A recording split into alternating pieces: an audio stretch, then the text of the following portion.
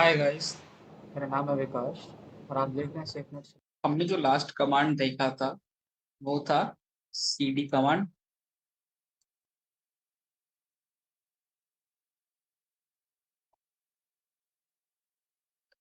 LS command. LS के साथ हमने उसके कुछ ऑप्शंस देखे थे लिस्ट करने के लिए, सारी फाइल्स को देखने के लिए, हिडन फाइल्स को देखने के लिए। ठीक है। अब देखो, ये तो ठीक है, ये सारे कमांड्स तो ठीक थे यहाँ पर। अब एक चीज है कि हमने देखा कि एक फाइल को बनाने के लिए, किसी फाइल को बनाना हो तो टच कमांड है हमारे पास, लेकिन किसी फोल्डर को बनाना है तो उसके लिए भी हमारे पास कमांड है। तो वो कमांड है MKDIR स्पेस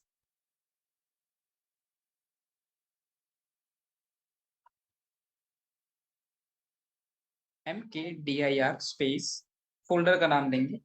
हम फोल्डर का नाम दे देते हैं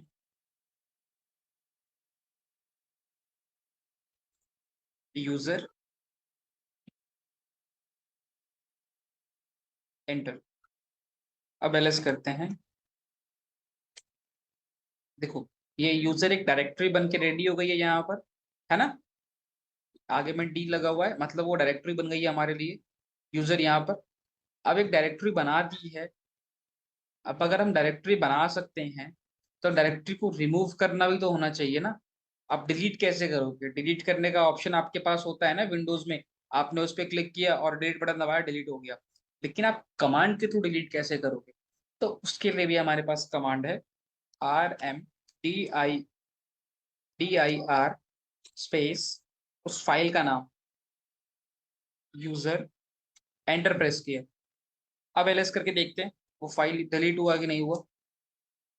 ये देखो, वो फाइल यहाँ से गायब हो गया, है ना। ये तो हुआ डायरेक्टरी को रिमूव करने के लिए। अगर मुझे कोई फाइल को रिमूव करना होगा तो क्या कमांड है? तो उसके लिए कमांड है RM स्पेस वो फाइल का नाम और एंटर प्रेस किया। देखो, मैंने स्मॉल एफ वाली फाइल को रिमूव कर दिया। अब एक बार इसको लिस्ट करके देखते हैं।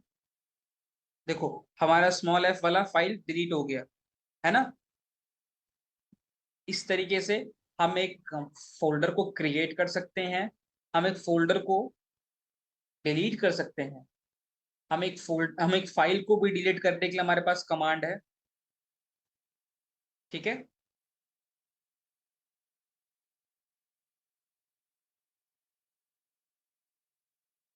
अब देखो, एक साथ अगर हमको दो तीन फाइल बनानी, आपको याद होगा टच कमांड हम लोग लास्ट टाइम यूज किया था हमने टच कमांड को।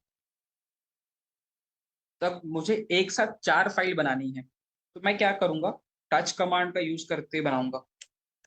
user1.txt, user2.txt, user3.txt और user4.txt। एंटर प्रेस किया। अब एक बार लिस्ट करके देखता हूँ इसको और एंटर प्रेस किया। क्या हुआ है तुमको? ये देखो, नहीं हो रहा ये है। ये चारों फाइल, काम लग गया है। क्या से? दो सिटी में एग्जाम दे रहे हैं मतलब। ये चारों फाइल हमारी यहाँ पर बन के रेडी हो गई है ना। वो भी सिर्फ एक सिंगल कमांड से, टच कमांड के थ्रू हमने एक बार में चार चार फाइल्स को क्रिएट किया। आप चार फाइल की जगह पे और भी फाइल्स क्रिएट कर सकते हो यहाँ पर। जरूरी नहीं है कि सिर्फ चार ही फाइल होगी। आप चाहो तो और भी फाइल को बना सकते हो यहाँ पर। ठीक है।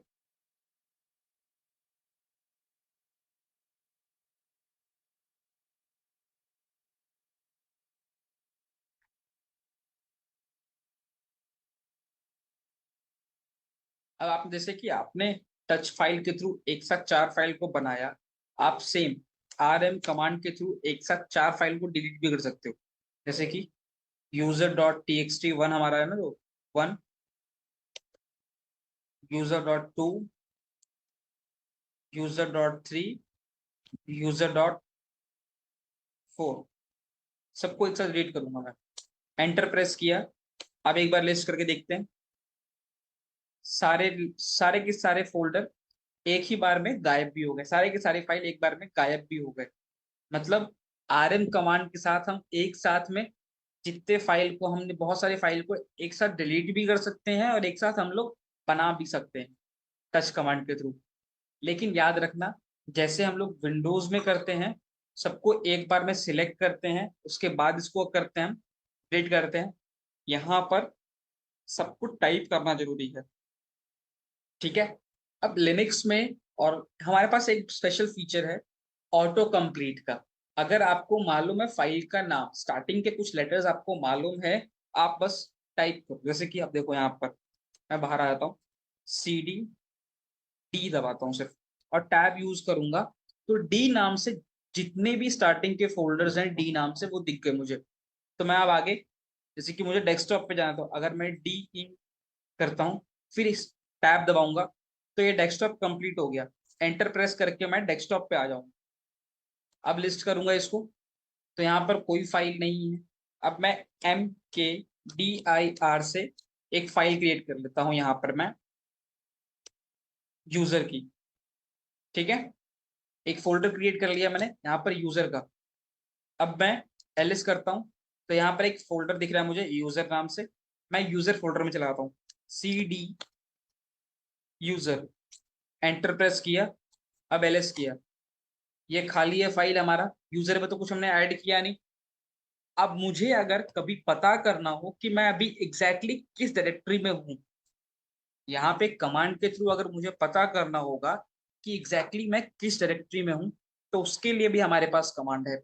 वो कमांड कुछ ऐसे काम करेगा, PWD, इसका फुल फॉर्म है present working directory. Enter press करूंगा तो ये मुझे बता रहा है आप /home/kali/desktop/यूजर के अंदर हो आप। ठीक है।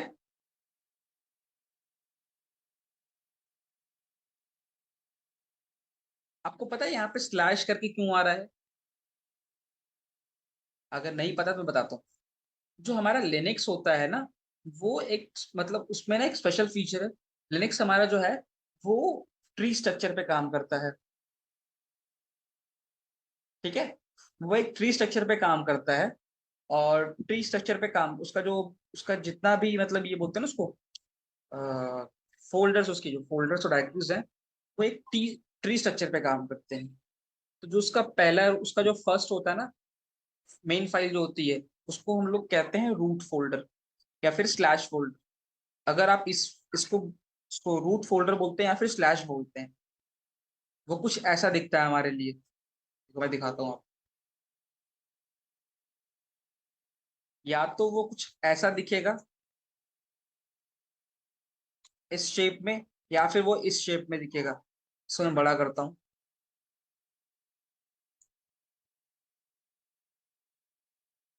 ये देखो। या तो वो कुछ इस शेप में दिखेगा आपको, या फिर वो इस शेप में दिखेगा। ये होता है हमारा रूट फोल्डर। ठीक है। अब रूट फोल्डर के अंदर हमारे आते हैं कुछ, जितने भी फोल्डर्स आते हैं सारे के सारे रूट फोल्डर के अंदर होंगे। अब जैसे कि हमारा ये होम फोल्डर, फिर हमारे पास इसमें होता है बिन फोल्डर, फिर हमारे पास होता है इसमें /etc फोल्डर, स्लैश, जैसे हमारे प्रोग्राम विंडोज में प्रोग्राम फाइल होती है ना, उसके अंदर जितने भी हमारे फाइल्स सिस्टम के स्टोर होते हैं, उसी तरीके से लिनक्स में ये जो हमारा मेन फोल्डर है रूट, इसके अंदर सारे के सारे फाइल स्टोर होते हैं। बाकी उसके अंदर अभी हम देख रहे थे प्रेजेंट वर्किंग डायरेक्टरी में हमारा होम के अंदर काली, मतलब जो हमारा होम यूजर है वो यूजर का डायरेक्टरी है। इसके अंदर जितने भी यूजर आप बनाओगे वो यहाँ ही पर स्टोर होते हैं। आप चाहो तो यहाँ से आप एक यूजर भी क्रिएट कर सकते हो अलग से। ठीक है।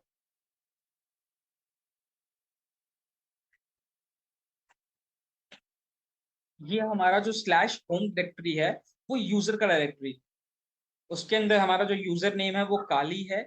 और हमारा यूजर काली, आप कभी भी विंडोज को अगर चेक करते हो तो एक यूजर की डायरेक्टरी होती है ना, यूजर, फिर उसके अंदर आप जाते हो, आपका यूजर देखते हो, फिर उसके अंदर जाते हो तो आप देखते हो कि आपको मिल रहा है वहां पर आपका डेस्कटॉप होता है, आपका डॉक्यूमेंट्स होता है, आपका डाउनलोड सेक्शन होता है, आपका वीडियो सेक्शन होता है, आपका पिक्चर सेक्शन होता है।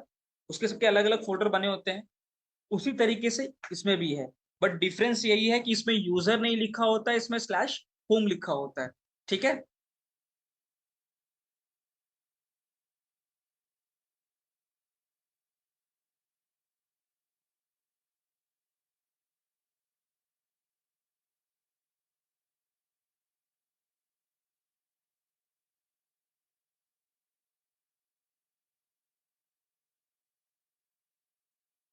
अब आपको अगर मान लेते हैं आपको अपने रूट यूजर के पास जाना है, अगर आपको अपने रूट यूजर से लॉग इन करना है, तो आप सिंपल सा कमांड यूज करोगे, sudo sudo su, enter press करोगे, आपसे ये पासवर्ड पूछेगा, आप इसको इसका पासवर्ड दोगे, एंटर प्रेस करेंगे।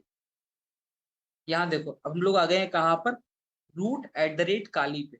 हम लोग मेन डायरेक्टरी फोल्डर पे आ गए कहाँ पर, अब देखो हमारा पीडब्ल्यूडी देखते हैं, पीडब्ल्यूडी देखते हैं एक बार इसमें, हमारा क्या है, होम/काली। एक बार सीडी करते हैं हम इसको, होम।